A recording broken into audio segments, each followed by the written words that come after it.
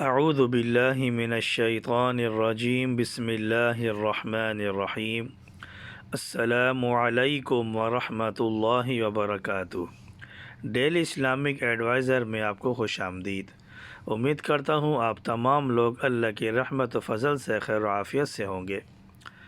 آج کا ہمارا ٹاپک ہے اقامت کون کہے، یعنی جو شخص اذان دے وہی اقامت کہے یا مؤذن کے علاوہ بھی کوئی دوسرا شخص اقامت کہہ سکتا ہے۔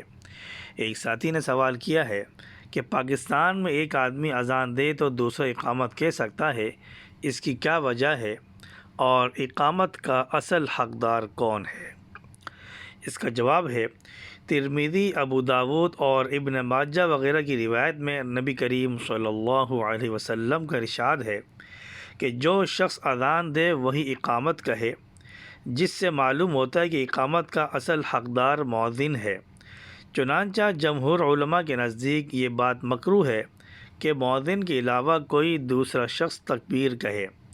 البتہ امام ابو حنیفہ رحمۃ اللہ علیہ کے نزدیک یہ کراہت اس وقت ہے کہ جب کہ مؤذن سے اجازت نہ لی جائے یا مؤذن کو یہ بات ناگوار گزرے، ورنہ مؤذن اجازت دے دے تو مکروہ نہیں، کیونکہ احادیث سے یہ بھی ثابت ہے کہ کبھی عبداللہ ابن ام مکتوم رضی اللہ تعالی عنہ اذان کہتے تو سیدنا بلال رضی اللہ تعالی عنہ اقامت کہتے تھے۔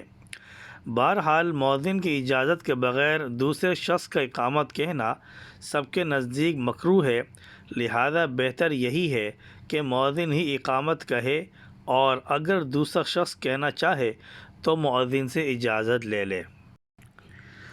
منفرد کے لیے اقامت۔ سوال: اگر کوئی شخص فرض نماز انفرادی طور پر پڑھ رہا ہو تو کیا نماز شروع کرنے سے قبل اسے اقامت کہنی چاہیے یا نہیں؟ جواب: اگر کوئی شخص کسی عذر کی وجہ سے مسجد نہیں جا سکا، گھر میں تنہا نماز پڑھ رہا ہو تو اس کے لیے اقامت کہنا ضروری نہیں۔